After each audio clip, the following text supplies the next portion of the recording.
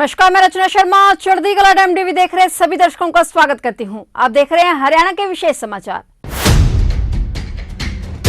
भारत के प्रधानमंत्री नरेंद्र मोदी के वर्ष 2023 को अंतर्राष्ट्रीय मोटा अनाज वर्ष के रूप में मनाने की पहल को हरियाणा आईएएस ऑफिसर्स एसोसिएशन ने मूर्त रूप देकर मोटे अनाज के उपयोग को बढ़ावा देने का संदेश देने की एक अहम पहल शुरू की है। दरअसल हरियाणा निवास चंडीगढ़ में मोटे अनाज के नाश्ते का आयोजन किया गया। इस अवसर पर हरियाणा के राज्यपाल बंडारू दत्तात्रेय, मुख्यमंत्री मनोहर लाल, कैबिनेट मंत्री और विधायकों सहित आला अधिकारियों ने मोटे अनाज से बने व्यंजन का स्वाद चखा। प्रधानमंत्री नरेंद्र मोदी की पहल पर संयुक्त राष्ट्र ने वर्ष 2023 को अंतर्राष्ट्रीय मोटा अनाज वर्ष घोषित किया है और प्रधानमंत्री ने देशवासियों से अपील की है कि वे मोटे अनाज का अधिक से अधिक उपयोग करें। इसी आह्वान पर हरियाणा आईएएस ऑफिसर्स एसोसिएशन ने मोटे अनाज का नाश्ते का आयोजन किया। इस अवसर पर मुख्यमंत्री मनोहर लाल ने कहा कि मोटा अनाज हमारी सदियों की विरासत की पहचान रहा है और आज के समय में भी ये उतना ही उपयोगी है। राज्य सरकार इन फसलों को खेती व इनसे बने उत्पादों के उपयोग को बढ़ावा देने के लिए निरंतर प्रयासरत है। मुख्यमंत्री मनोहर लाल ने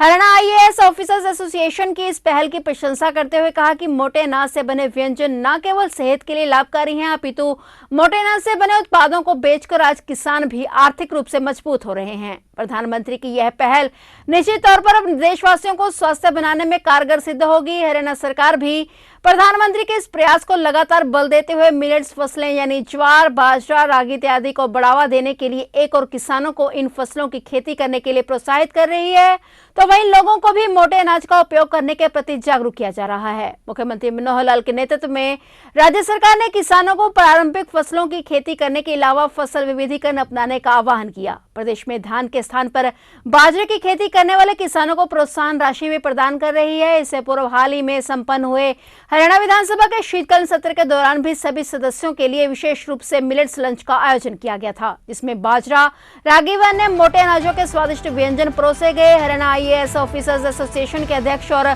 मुख्य सचिव संजीव कौशल ने कहा कि एसोसिएशन समय समय पर प्रशासनिक दक्षता को बढ़ाने के लिए सेमिनार, ट्रेनिंग प्रोग्राम आयोजित करती रहती है और इसी कड़ी में यह आयोजन भी प्रधानमंत्री नरेंद्र मोदी के वर्ष 2023 को मिलेट्स ईयर के रूप में मनाने के आह्वान के अनुपालन में किया गया है। हरियाणा आईएएस ऑफिसर्स एसोसिएशन आगे भी इस प्रकार के कार्यक्रम का आयोजन कर समाज के प्रति अपनी भूमिका का निर्वहन करती रहेगी। मुख्यमंत्री के नेतृत्व में राज्य सरकार ने किसानों को पारंपरिक फसलों की खेती करने के अलावा फसल विविधीकरण अपनाने का आह्वान किया। प्रदेश में धान के स्थान पर बाजरे की खेती करने वाले किसानों को प्रोत्साहित राशि भी प्रदान कर रही है। मिलेट्स ब्रेकफास्ट में बाजरा समेत मोटे अनाज से बने मिलेट्स के स्नैक्स, खीर व खिचड़ी समेत कई पकवान शामिल रहे। इस भोज के सभी व्यंजन खेती विरासत मिशन की ओर से तैयार किए गए। सीएम मनोहर लाल ने कहा कि हरियाणा सरकार प्रधानमंत्री के आह्वान पर चलते हुए प्रदेश में मोटे अनाज के उपयोग को बढ़ावा देने के लिए भरसक प्रयास करेगी। उन्होंने कहा कि एक और जहां मोटे अनाज के उपयोग को बढ़ावा मिलेगा तो इसकी खेती का भी प्रोत्साहन मिलेगा और किसानों की आमदनी भी बढ़ेगी। उन्होंने कहा कि मोटा अनाज शरीर को पोषण देने और रोगों से ठीक करने की क्षमता के लिए पहचाने जाते हैं। इससे बड़ी मात्रा में फाइबर, खनिज और प्रोटीन होता है, इसलिए भोजन में मोटा अनाज अवश्य शामिल करना चाहिए और इस प्रकार यह आहार की औषधि का काम भी करेगा। और मुख्यमंत्री ने कहा कि हरियाणा सरकार प्रदेश में सुशासन लाने के अपने प्रयास में सफल हुई है और आगे भी इसी प्रकार यह प्रयास जारी रहेंगे।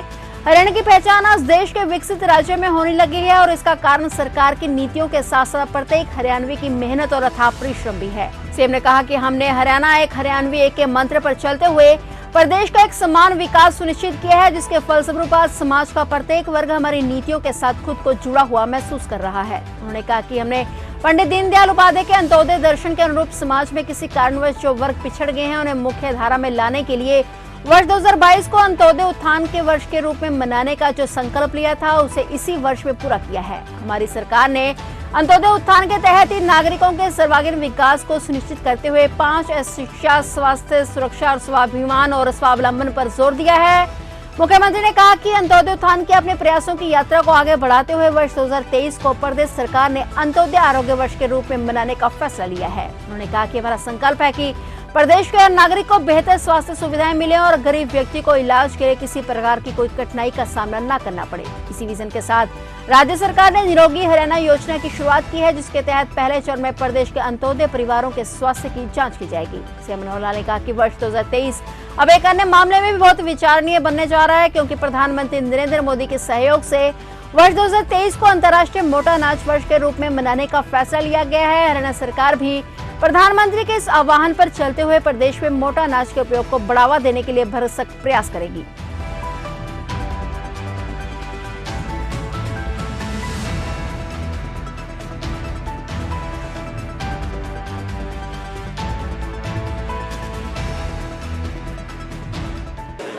देखिए, सबसे पहले तो मैं देश के प्रधानमंत्री जी का बहुत आभारी हूँ, जिन्होंने इस विषय को आगे बढ़ा करके अंतर्राष्ट्रीय स्तर पर यूएनओ में ये पास कराया कि 2023 का वर्ष ये मिलेट ईयर होना चाहिए। स्वाभाविक है, मिलेट का खाने का अभ्यास लोगों का जितना ज़्यादा बढ़ेगा उतना अभी जो चीज़ें देखने जा रही हैं, केमिकल्स के द्वारा पैदा होने वाली फसलों का जो दुष्परिणाम होता है, साइड इफेक्ट्स होते हैं, वो कम होंगे, शरीर स्वस्थ होगा, बीमारियों से दूर होगा। और कभी कभी तो ऐसा भी अनुभव आता है कि बीमारियों को दूर करने के लिए, बीमार होने के बाद अगर हम खाना पीना अपना ठीक कर लेते हैं बहुत जल्दी, और हमारा जो है खाने पीने ठीक खाने पीने से, मिलेट जैसे एक प्रकार के मोटे अनाज से, ऑर्गेनिक जो हमारी फसलें हैं उसके उपयोग करने से बीमारियां भी दूर जाती हैं। हम हरियाणा में इस प्रकार के प्रयोग आगे करने जा रहे हैं।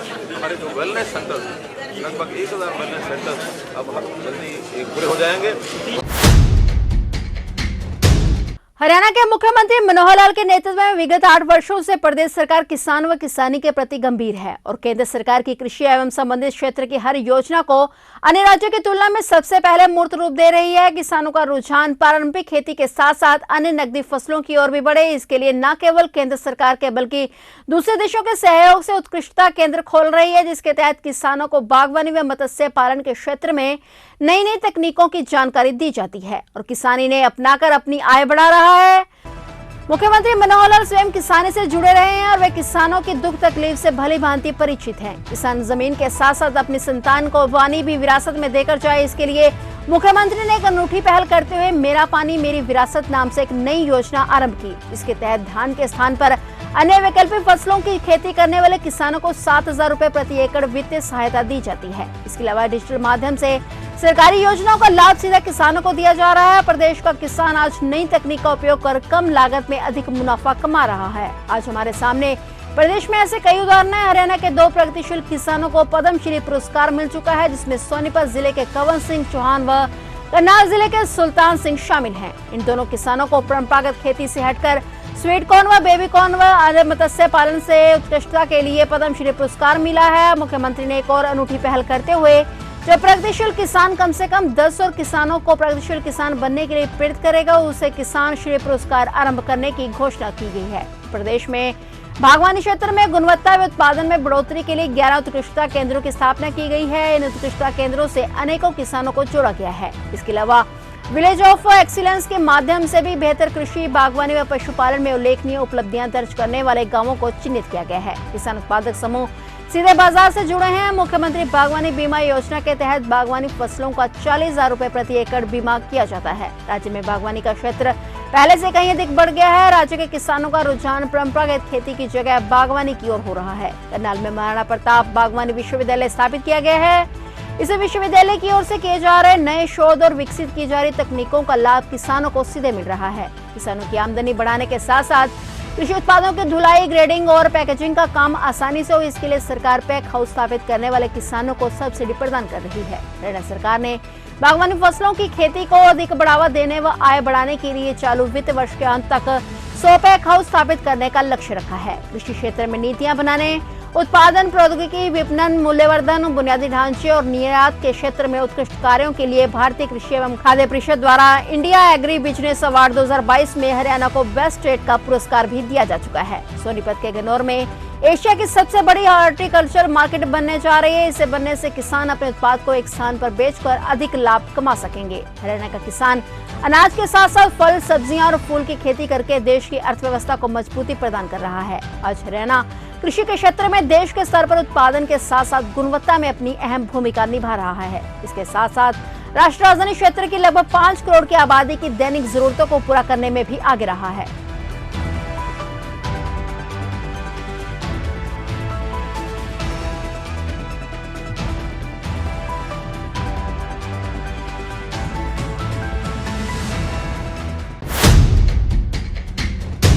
तो ये थे हरियाणा के विशेष समाचार और नए समाचारों के साथ फिर से हाजिर होंगे। तब तक के लिए देखते रहिए चढ़ती कला टाइम टीवी।